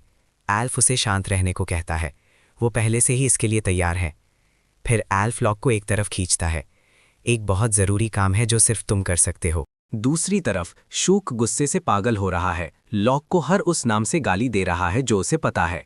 कभी नहीं सोचा था कि लॉक उन पर इतनी जल्दी हमला कर देगा। बाकी बचे फ्रॉग फोक एक साथ आते हैं। एक योद्धा चिल्लाता है, लिजर्ड फोक की ताकत खत्म हो रही है। वो हमारी तादाद का मुकाबला नहीं कर सकते। जब तक और लोग ना आ जाएं, डटे रहो, फिर जीत हमारी है। लेकिन अगले ही सेकंड जहर से बुझे तीरों की एक बौछार लिजर्ड फोक की तरफ आती है। एक खरोच का मतलब भी धीमी दर्दनाक मौत है। फ्रॉग फोक को जो नहीं पता वो ये है कि लिजर्ड फोक तैयार है। शील्ड्स की एक दीवार आगे बढ़ती है और हर एक तीर को रोक लेती है। ये नज़ारा देखकर शूक जम जाता है। फिर वो अपने आदमियों पर चिल्लाता है कि तीर चलाते रहो, किसी भी कीमत पर उनका आगे बढ़ना रोको। तभी एक अजीब सी महक आती है। धुएं के एक विशाल बदल ने पहले ही आधे आसमान को निगल लिया है। फ्रॉग फोक आर्चर्स का निशाना पूरी तरह बिगड़ जाता है। ये वो मिशन था जो एल्फ ने लक को दिया था। फ्रॉग फोक गांव में घुसो, बंदियों को आज़ाद करो और स्मोक स्क्रीन बनाने के लिए घरों में आग लगा दो। लच आज़ाद हुए बंदियों की तरफ मुड़ता है। वक्त आ गया है। लड़ाई में शामिल हो जाओ, लेकिन बंदियों को यकीन नहीं है कि वो उसकी बात माने या नहीं। लच उनकी आंखों में देखता है। ये हमारा बच निकलने का इकलौता मौका है। हमें लिजर्ड फोक ट्राइब पर विश्वास करना होगा। वो इन फ्रॉग फोक को हरा देंगे। जब फ्रॉग फोक को एहसास होता है कि उनके गांव पर हमला हो रहा है, तो वो समझ जाते हैं कि दूसरे बंदी उनके खिलाफ हो गए हैं। शूक के पास थोड़ी देर के लिए पीछे हटने का ऑर्डर देने के अलावा कोई रास्ता नहीं होता। एक फ्रॉग फोक योद्धा पीछे हटने से इनकार करता है। उन्होंने पहले ही अपने बहुत से लोगों को खो दिया है। शूक उस पर भड़क जाता है। बेवकूफ़, अगर ट्राइब के वारिस को खतरे में डाला गया तो पूरी ट्राइब खत्म हो जाएगी। योद्धा पूछता है, क्या हमें 2 सिर वाले सांप भगवान को बुलाना चाहिए? शुक साफ तौर पर वो कार्ड नहीं खेलना चाहता। क्या कोई बेहतर रास्ता नहीं है? जब स्कारफेस गांव को जलता हुआ देखता है तो वो समझ जाता है कि असली जंग शुरू हो चुकी है। एक सबॉर्डिनेट रिपोर्ट करता है, शुक की तरफ सिर्फ 15 फाइटर्स बचे हैं। स्कारफेस जल्दी हिसाब लगाता है, हमारी फोर्सेस मिलाकर हमारे पास अभी भी टोटल करीब 45 लोग हैं। हमारे पास अभी भी एडवांटेज है। वो सभी सोल्जर्स को अपने तीरों पर फ्रॉग का जहर लगाने और शुक की मदद करने के लिए आगे बढ़ने का ऑर्डर देता है। लेकिन तभी पास की झाड़ियों में कुछ बहुत बड़ा हिलता है। वो आवाज़ वहां खड़े हर फ्रॉग फोक के अंदर डर पैदा कर देती है। इतनी बड़ी चीज़ सिर्फ एक मॉन्स्टर ही हो सकती है। अगले ही सेकंड फ्रॉग फोक आवाज़ की तरफ अंधाधुंध फायरिंग करते हैं। तीर लगते हैं और उनके होश उड़ जाते हैं। एक विशाल अर्थ ड्रैगन उनके सामने खड़ा है। हर जहरीला तीर उसकी खाल से टकराकर वापस आ रहा है। अर्थ ड्रैगन की बॉडी जहर को झेलने में बहुत आगे है। यहाँ तक कि तीरों को निगलने से भी कोई नुकसान नहीं होता। इससे पहले कि फ्रॉग फोक कुछ समझ पाते, अर्थ ड्रैगन आगे झपट्टी मारता है और एक फ्रॉग फोक को पूरा निगल लेता है। लेकिन स्कारफेस तेज है, वो किसी तरह हमले से बच निकलता है। ये देखकर स्कारफेस एक जहरीला मेंढक उस क्रीचर पर फेंकता है और सबको वैसा ही करने के लिए चिल्लाता है। शायद वो उसे जहर देकर मार सकें। अर्थ ड्रैगन एक के बाद एक सारे जहरीले मेंढक खा जाता है। क्रंच क्रंच, जैसे भुने हुए चिकन के टुकड़े खा रहा हो। स्कारफेस हैरानी से देखता रहता है। इससे पहले कि वो हिल पाए, अर्थ ड्रैगन उसे भी निगल लेता है। कहीं और एक फ्रॉग फोक अल्फ के पीछे से चुपके से आता है, लेकिन अल्फ बचने की कोशिश नहीं करता। पूंछ का एक ही वार हमलावर के तीर को हवा में ही गिरा देता है। कैरल काम खत्म करने के लिए आगे आती है। जल्द ही मैदान में सिर्फ एक फ्रॉग फोक योद्धा बचता है। लॉक के लोग भी लड़ाई में शामिल हो गए हैं, लेकिन कुछ चीज़ एल्फ को परेशान कर रही है। हालात इतने खराब होने के बाद भी फ्रॉग फोक चीफ रॉय अभी तक सामने नहीं आया है। किनारे से देखते हुए फैंग हल्का सा मुस्कुराता है। ये मेरी वजह से है। कुछ ही वक्त पहले फैंग ने एक म्यूकस मेम्ब्रेन वायरस ढूंढा था जो बहुत जल्दी फैलने वाला और जानलेवा है। सबसे ज़रूरी बात, ये सिर्फ एम्फीबियंस की म्यूकस मेम्ब्रेन्स पर असर करता है। जिस वक्त एल्फ ने सेक्रेड लैंड छोड़ने का फैसला किया, उस वक्त फैंग को ये वायरस फ्रॉगफोक गांव से करीब 100 किलोमीटर दूर मिला। बीटल्स ने इस वायरस को यहाँ लाना मुमकिन बनाया। फैंग के इसे छोड़ने के बाद फ्रॉगफोक चीफ मैदान से गायब हो गया। इस यकीन के साथ कि एक जिंदा बली बीमारी को ठीक कर देगी, रॉय ने लिजर्ड फोक को अपने चढ़ावे के रूप में मंगवाया, लेकिन इससे कुछ हासिल नहीं हुआ। अब रॉय उन बच्चों की बलि 2 सर वाले सांप भगवान को चढ़ाने का प्लान बना रहा है और आखिरी लिजर्ड फोक तक को मिटा देने की प्रार्थना कर रहा है। लोक एल्फ को हाफता हुआ और पीला पड़ा ढूंढ निकालता है। एल्फ उसके चेहरे का डर पढ़ लेता है और पूछता है क्या हुआ। लोग डेस्परेट होकर उससे लेक के बीच वाले आइलैंड की तरफ चलने के लिए कहता है। फ्रॉग फोक अभी बच्चों की बलि 2 सर वाले सांप भगवान को चढ़ा रहे हैं। भगवान शायद उनकी बीमारी ठीक ना करें, लेकिन तुम्हारे पास इसे रोकने की ताकत है। एल्फ नापा तुला रहता है। फ्रॉग फोक की सारी फोर्सेस उस आइलैंड पर हैं। वहां पहुंचते ही हम जहरीले तीरों के तूफान में फंस जाएंगे और रास्ते में हम पर हमला भी हो सकता है। लोच उसका हाथ पकड़ लेता है। एल्फ, प्लीज, मेरा बेटा भी उन बलियों में से एक है। एल्फ की आंखों में एक ठंडी आग जल उठती है। वो लॉक के चेहरे पर एक मुक्का मारता है। तुम बेवकूफ हो। तुम्हें शुरू से ही मुझ पर विश्वास करना चाहिए था। अपने ही बच्चे को बचाने के लिए तुमने पहले कुछ क्यों नहीं कहा? एल्फ खुद से भी गुस्से में है। अगर वो पहले शूक के दिमाग को समझ लेता तो वो इसके हिसाब से प्लान बना सकता था। आइलैंड पर रॉय अपने भगवान को पुकारता है। महान भगवान, लिजर्ड फोक को सजा दो। लॉक दूर से देखता है, पहले से ही यकीन करके कि सब खत्म हो चुका है, लेकिन एल्फ ये मानने से इनकार कर देता है। इस बार हमारे पास कोई जगह का एडवांटेज नहीं है। हम आमने सामने लड़ेंगे, इसकी कीमत चाहे जो हो, लेकिन हम उन बच्चों को बाहर निकालेंगे। एक तितली उड़ती हुई आती है। वो लॉक की तरफ मुड़ता है। तो क्या तुम चमत्कारों पर यकीन करते हो? फिर आसमान में एक विशाल परछाई नजर आती है। एल्फ तुरंत समझ जाता है। नेमलेस बीटल गॉड ने जवाब दे दिया है। आइलैंड पर रॉय ने एक बलि देकर 2 सिर वाले सांप को बुलाया था। भगवान, इस चढ़ावे को स्वीकार करें, हर एक लिजर्ड फोक को खत्म कर दें। लेकिन सांप कोई इंटरेस्ट नहीं दिखाता, जिसने रॉय को पूरी तरह उलझन में डाल दिया। वो चढ़ावे के पहले इशारे पर हमेशा बेचैनी से आता था। फिर रॉय ऊपर देखता है और उसके चेहरे का रंग उड़ जाता है। उसके पीछे एक विशाल मैंटिस खड़ा उसे घूर रहा है। ये क्या चीज है? क्या ये भी कोई भगवान है? इसके बगल में 2 सर वाला सांप बहुत छोटा लगता है। सांप खतरे को भांप लेता है और चेतावनी देते हुए फुनकारता है। ये लैटिस है, फैंग की बनाई हुई क्रिएशन, जो एक जायंट सेंटिपीड के कोर एसेंस और फेथ पॉइंट्स की ताकत से बनाई गई है। लैटिस एक मैंटिस जैसा दिखता है। और इस स्टेज पर कोई और प्लेयर इतनी जल्दी ऐसा क्रीचर नहीं बना सकता था। 2 सर वाला सांप पहले हमला करता है, अपने दांतों से झपट्टी मारता है और लैटिस उसे एक ही पकड़ में ठंडा कर देता है। सांप के नीचे छिपे फ्रॉग फोक इधर उधर भागने लगते हैं। रॉय खुद किसी तरह कुचले जाने से बचता है। सांप का दूसरा सर अंदर की तरफ घूमता है, लेकिन लैटिस के ब्लेड जैसे आगे के पैरों के सामने 2 सर वाला सांप बीच से 2 टुकड़ों में कट जाता है। लैटिस एक खोखली गूंजती हुई आवाज में बोलता है। एक छोटा सा पानी का सांप खुद को भगवान कहलाने की हिम्मत करता है। तुम एक जंगली जानवर के अलावा कुछ नहीं हो। अब मैं तुम्हें अपने मालिक को पेश करता हूँ। तुम्हारी बलि तुम्हारे हर एक पाप का पश्चाताप करे। ब्लेड्स चमकते हैं, 2 सिर वाले सांप के सिर गिर जाते हैं। वो डेटी जिसकी फ्रॉग फोक पूजा करते थे, हमेशा के लिए खत्म हो गई। लैटिस हर एक स्टार्ट में 2 सिर वाले सांप से आगे निकल जाता है। लिजर्ड फोक ट्राइब से जश्न की एक दहाड़ गूंज उठती है। उनमें से हर एक चुपचाप नेमलेस बीटल गॉड का शुक्रिया अदा करता है। लैटिस की परफॉर्मेंस देखकर फैंग पूरी तरह से खुश है। विशाल साइज के बावजूद लैटिस समनिंग स्पेस में आसानी से फिट हो जाता है, बिना ज्यादा जगह घेरे। और लैटिस को रैंडमली मिली बोनस पावर स्किल ने उसके ब्लेड वाले आगे के पैरों की काटने की ताकत को काफ़ी बढ़ा दिया है। उसी वक्त फैन को एक और कोर एसेंस मिलता है। उसने खुद ऐसी किस्मत की उम्मीद नहीं की थी। ये खास कोर एसेंस एक एक्सक्लूसिव डोमेन अनलॉक कर सकता है। फैंग तुरंत कंफर्म पर क्लिक करता है, लेकिन एक मैसेज आता है, एक्टिवेट करने में नाकाम। इलाके का मीठा पानी डोमेन को असर करने से रोक रहा है। वो इसे अभी के लिए एक तरफ रख देता है। आखिरकार एक सही वक्त आएगा। रॉय पूरी तरह से सुन्न हो गया है।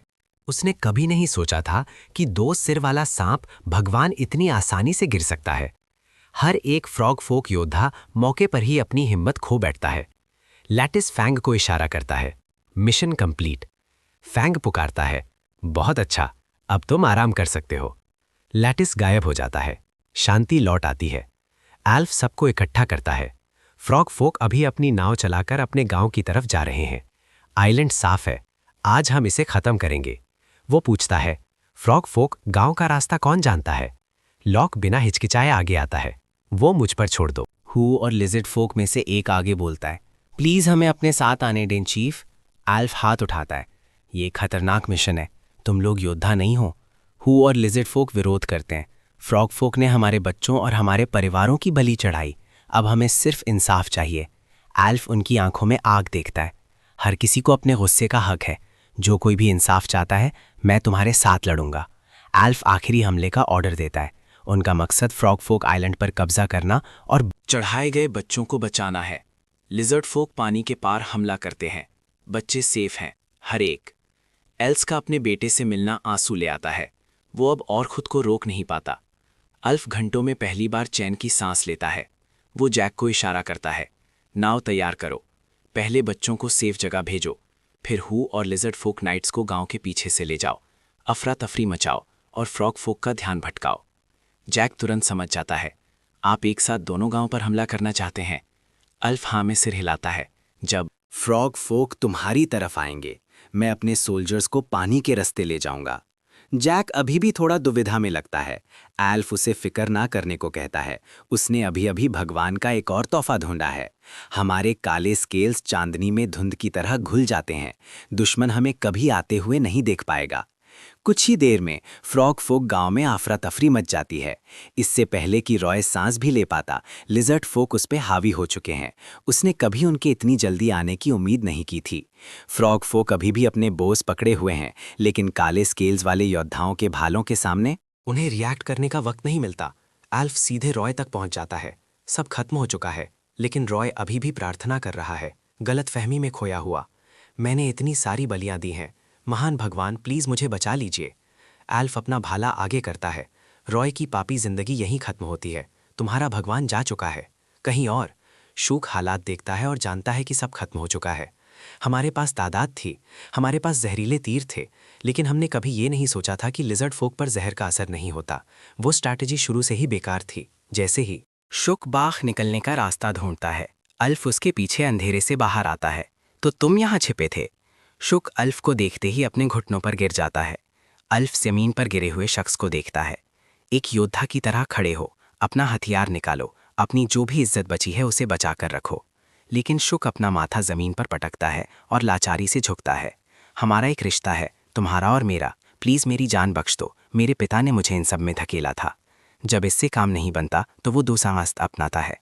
मैं तुम्हें बताऊंगा कि बोस कैसे बनाते हैं। मैं तुम्हें मटीरियल दूंगा। एल्फ की आंखें तेज हो जाती हैं। मटीरियल क्या है? शोक जल्दी से जवाब देता है, सेन्यू। एल्फ की आंखें सिकुड़ जाती हैं। किस जानवर का सेन्यू? शोक अचानक हकलाने लगता है। एल्फ को पहले से ही जवाब पता है। जब शोक पहले लिजर्ड फोक ट्राइब से मिलने आया था तो उसने बो मटीरियल के बारे में बताया था। कहा था कि सिर्फ फ्रॉग फोक जानते हैं कि वो क्या है, लेकिन लिजर्ड फोक उसे आसानी से हासिल कर सकते हैं। लिजर्ड फोक ने हर वो मटीरियल ट्राई किया था जो उन्हें मिल सकता था और किसी ने काम नहीं किया। अब एल्फ पूरी तरह समझ जाता है कि शुक ने ऐसा क्यों कहा था। फ्रॉग फोक ने उस सैनियों को निकालने के लिए सैकड़ों लिजर्ड फोक को मारा था। अल्फ टेंट का पर्दा पीछे खींचता है और बाहर की तरफ इशारा करता है, तुम जाने के लिए आज़ाद हो। हमारे बीच कोई गहरी दुश्मनी नहीं है। मैं सौदे की इज्जत करता हूं, चले जाओ। शुक एक सेकंड के लिए भी नहीं सोचता, वो भागता है। उसे यकीन ही नहीं हो रहा कि वो जिंदा बच निकल रहा है। लॉक हैरानी से देखता है, तुम सच में उसे जाने दे रहे हो? अल्फ हाँ में सिर हिलाता है। उसके और मेरे बीच कोई गहरी दुश्मनी नहीं है, लेकिन मेरे लोगों को एक अलग हिसाब चुकाना है। अगले ही सेकंड एक तीर शॉक के पैर के आर पार हो जाता है। दर्द तुरंत और पूरी तरह से होता है। वो जोर से जमीन पर गिरता है। जैसे ही वो दोबारा भागने की कोशिश करता है, हुआन लिजर्ड फोक उसके करीब आ जाते हैं। लिजर्ड फोक आखिरी वार करते हैं। फ्रॉग फोक और लिजर्ड फोक के बीच की जंग खत्म हो चुकी है। कई दिनों बाद, दिनों की कड़ी प्रैक्टिस के बाद, अल्फ की तलवारबाजी काफी बेहतर हो गई है। बोस को भी बेहतर किया गया है, लेकिन एक परेशानी अभी भी है। नई बो स्ट्रिंग ठीक काम कर रही है, लेकिन अगर इसे पूरी तरह खींचा जाए तो बो टूट जाता है। काश बो लिम्स को मजबूत करने के लिए कोई ताकतवर मटेरियल होता। लात समझाता है, इस जंगल में इससे मजबूत कुछ नहीं है। फ्रॉग फोक इसी मटेरियल का यूज करते हैं, लेकिन हमारे बोस लिजर्ड फोक की ताकत को झेल नहीं सकते। अल्फ सहमति जताता है, हम अब खुद को इस जंगल तक सीमित नहीं रख सकते। सर्दियां आ रही हैं। बाइसन को जिंदा रखने के लिए हम में से कुछ को गर्म जगह जाना होगा। लो हाँ में सिर हिलाता है। झुंड को इस जगह से मिलने वाले खाने से कहीं ज्यादा खाने की जरूरत है, और सर्दी बच्चों के लिए अच्छी नहीं है। अल्फ जिंदा बचे फ्रॉग फोक के बारे में पूछता है। लॉक कहता है कि उन्हें लगभग पूरी तरह से खत्म कर दिया गया है, और पीछा करते वक्त उसे कुछ अजीब चीज मिली। इससे पहले कि लो आगे कुछ कह पाता, पास ही आने वाली एक आवाज उन्हें रोकती है। कैरल विक पेड़ के पीछे झांकती है और एक छोटे लिजर्ड फोक बच्चे को उसके पीछे छिपा हुआ पाती है। तुम यहाँ बाहर क्या कर रहे हो छोटे बच्चे? बच्चा कैरल को देखकर डर जाता है, फिर पूछता है, क्या आप यहाँ चीफ एल्फ को ढूंढने आई हैं? कैरल की नज़र जमीन पर किसी चीज पर पड़ती है। वो इसे उठाती है, एक छोटी हाथ से बनी लकड़ी की मूर्ति। एल्फ एक नज़र देखता है और तुरंत पहचान लेता है, उनके गार्डियन डीईटी की एक मूर्ति। वो इसे ध्यान से अपने हाथों में पलटता है और बच्चे से कहता है कि ये बहुत खूबसूरती से बनाई गई है। बच्चा खुशी से मुस्कुराता है। ये हमारे महान चीफ के लिए एक तोहफा है। लच आल्फ को देखकर मुस्कुराता है। गांव के सभी बच्चे ऐसी छोटी मूर्तियां बनाना पसंद करते हैं। वो इनका आपस में लेन देन करते हैं। कैरल हैरानी से पूछती है, क्या ऐसी और भी बहुत सारी मूर्तियां हैं? बच्चा हाँ में सिर हिलाता है। गार्डियन गॉड ने हम सबको बचाया। हर बच्चा उन्हें महान मानता है। आल्फ इससे बहुत इम्प्रेस होता है। वो लॉक की तरफ मुड़ता है। और बनवाओ, हम में से हर किसी के पास एक निशानी होनी चाहिए। हमारा महान रक्षक हमेशा हमारी निगरानी कर रहा है। एल्फ को लो की पहले वाली अधूरी बात याद आती है। पता चलता है कि आखिरी फ्रॉग फोक का पीछा करते वक्त लोच को एक रहस्यमयी गुफा मिली। एल्फ की आंखें तुरंत चमक उठती हैं। वो लो को रास्ता दिखाने के लिए कहता है। कुछ ही देर बाद वो एक अंधेरी गुफा के एंट्रेंस के सामने खड़े हैं। आखिरी फ्रॉग फोक यहाँ छिपे थे। हमने हर एक को पकड़ लिया। लोच को इस जगह के बारे में कुछ अजीब महसूस होता है, जैसे इसके अंदर कोई राज छिपा हो। एल्फ गुफा की दीवारों पर बने अजीब निशानों को देखता है और वहीं रुक जाता है। वो इतनी सफाई देखकर हैरान रह जाता है। कोई पत्थर को इतनी सफाई से कैसे तराश सकता है? और ध्यान देता है कि पैटर्न्स कीड़ों की पीठ पर बने निशानों से काफी मिलते जुलते हैं। सिर्फ फैंग, जो चुपचाप पीछे से देख रहा है, जानता है कि ये सच में क्या है। Ancient ruins. एंशिएंट रूइंस कई तरह के होते हैं। मलबे के अंदर किसी को खोई हुई नॉलेज मिल सकती है या कोई चमत्कारिक चीज मिल सकती है। अंदर मिलने वाली कुछ चीजें बहुत जरूरी काम आती हैं। कुछ रूइन सीधे मैजिकल पावर फैलाते हैं। स्पेशल रिसोर्सेज या रहस्यमयी आशीर्वाद वाले रूइंस आमतौर पर एक फिक्स्ड जगह पर होते हैं। लिजर्ड फोक ट्राइब अभी भी सिविलाइजेशन की बहुत शुरुआती स्टेज पर है। बंजारों के रूप में उन्हें एक फिक्स्ड रूइन से कम फायदा मिलता है। कम चांसेस होने के बावजूद फैंग चुपचाप उम्मीद कर रहा है, सच में उम्मीद कर रहा है। ये कोई मैजिक रूइन नहीं है। एल्फ पत्थर के दरवाजे को खोलता है। अंदर से एक तेज रोशनी बाहर आती है। मुझे मेरी नींद से किसने जगाया है?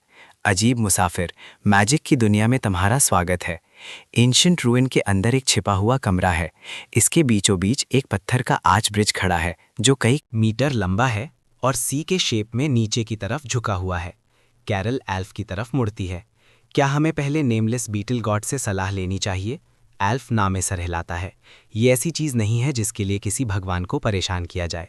मुझे पूरा यकीन है कि हम खुद इसे संभाल लेंगे। फिर गहराई से एक बहुत बड़ी और गूंजती हुई आवाज़ आती है। अंधेरे से अनगिनत आंखें उन्हें घूर रही हैं। जब वो आखिरकार शक्लों को समझ पाते हैं तो हर कोई जम जाता है। विशाल चूहे। एल्फ आंखें झपकता है। क्या चूहे सच में इतने बड़े होते हैं? कोई जवाब देता है, वो न्यूट्रिया जैसे लगते हैं। हमने एक बार रास्ते में कुछ खाए थे, लेकिन एक नॉर्मल न्यूट्रिया सिर्फ 60 सेंटीमीटर लंबा होता है। जो नीचे हैं वो करीब 1 मीटर के हैं, जिसका मतलब उनका वजन कई किलो होगा। और कुछ और भी बहुत गलत लगता है। न्यूट्रिया कभी इस तरह झुंड में सफर नहीं करते और वो पक्का इंसानों पर अपने दांत नहीं दिखाते। अल्फ तुरंत उनका नाम रखता है। रैट बीस्ट ज्यादा सही लगता है। नॉर्मल जानवर बिना वजह हमलावर नहीं होते, वो भागते हैं, लेकिन ये रैट बीस्ट जानबूझकर हमारी तरफ आगे बढ़ रहे हैं। उसे शक है कि वो इस जगह के गार्डियंस हैं। वो सबको अपने हथियार तैयार करने का इशारा करता है। जैसा सोचा था, रैट बीस्ट हमला करते हैं, लेकिन लिजर्ड फोक योद्धाओं के भालों के सामने रैट बीस्ट ज्यादा देर तक टिक नहीं पाते। जिंदा बचे हुए इधर उधर भाग जाते हैं। अल्फ एक गिरे हुए विशाल शरीर को घूरता है और कहता है, इन चीजों को खाया जा सकता है, शायद हम इन्हें बाइसन की तरह पाल सकें, और अगर ये काम करता है तो मुझे लगता है कि फिश फार्मिंग ट्राई करना भी फायदेमंद हो सकता है। लेकिन क्या जब हम मछलियों को पकड़ते हैं तो वो गायब नहीं हो जाती हैं? हर दलदल और तालाब में जिसे वो जानता था, मछलियां पकड़े जाने के बाद कम हो जाती थी, जब तक कि कोई ना बचे। लॉक नामे सर हिलाता है। जब हम फ्रॉग फोक के साथ रहते थे तो बड़े तालाबों में ऐसा नहीं होता था। मछलियां अंडे देती हैं और उनकी तादाद बढ़ती है। ब्रीडिंग सीजन के दौरान फ्रॉग फोक हमें मछली पकड़ने से मना करते थे। तभी एक योद्धा जोर से चिल्लाता है। एल्फ घूमता है और पूछता है, क्या हुआ? योद्धा दर्द में अपना हाथ पकड़े हुए है। उसकी एक उंगली से जलने की महक आ रही है। एल्फ ध्यान से उस हाथ को चेक करता है। कटने के कोई निशान नहीं। योद्धा कहता है, मैंने बस उसे छुआ था और ये आग जैसा महसूस हुआ। मरे हुए रात बीस्ट का शरीर एक अजीब सी आवाज़ के साथ हल्का सा चटकता है। एल्फ आगे बढ़ता है और हल्के से उस पर एक उंगली रखता है। एक जोर का झटका तुरंत उसके पूरे शरीर से गुजरता है, जो उसे सर से पांव तक सुन्न कर देता है। कैरल पूछती है, टेंस, क्या तुम ठीक हो? एल्फ अपना सुन्न हाथ पकड़ता है और उसे हाथ हिलाकर ठीक होने का इशारा करता है। सिर्फ फैंग, जो पीछे से देख रहा है, समझता है कि इसका मतलब क्या है, और ये बिल्कुल वही है जिसका उसे डर था, एक मैजिक रूइन। साइलेंट वर्ल्ड में ताकत का एकलौता जरिया सिर्फ डिविनिटी नहीं है। पिछली बार जब फैंग जीता था तो उसने लगभग न्यूक्लियर फोर्स का इस्तेमाल किया था, जो साइंस की देन थी, डिविनिटी की नहीं। मेडिवल दौर से पहले डिविनिटी और साइंस साथ साथ बढ़े थे। मॉडर्न दौर में वो अलग अलग दिशाओं में चले गए। लोग अपने भगवानों के जितने ज्यादा भक्त बनते गए, उन्होंने उतना ही साइंस की नींव को बिगाड़ दिया, और जिन्होंने साइंस और नॉलेज हासिल कर ली, उन्होंने भगवानों पर विश्वास करना पूरी तरह से बंद कर दिया। साइलेंट वर्ल्ड में डिविनिटी और साइंस से आगे एक तीसरी ताकत है, मैजिक। मैजिक और डिविनिटी भी एक दूसरे के खिलाफ हैं, लेकिन साइंस से अलग ये टकराव शुरुआत से ही रहा है, क्योंकि मैजिक अपने अलग ताकत के सिस्टम पर काम करता है। पुराने वक्त में कोई भी इंसान या जानवर जिसके पास ताकतवर मैजिक था, उसे रोकना नामुमकिन था। जो लोग मैजिक को कंट्रोल करते थे, उन्हें भगवान की तरह पूजा जाता था, और जाहिर सी बात है, उन्हें किसी और डेटी पर कोई विश्वास नहीं था। जैसे जैसे मॉडर्न साइंस आगे बढ़ी, मैजिकल पावर धीमी और कमज़ोर पड़ गई। लेकिन सभी मैजिक डिविनिटी के खिलाफ नहीं खड़े होते। खुद फैंग ने मैजिक का इस्तेमाल करके कई लड़ाइयाँ जीती हैं। तो जीतने का तरीका सिर्फ डिविनिटी नहीं है, बल्कि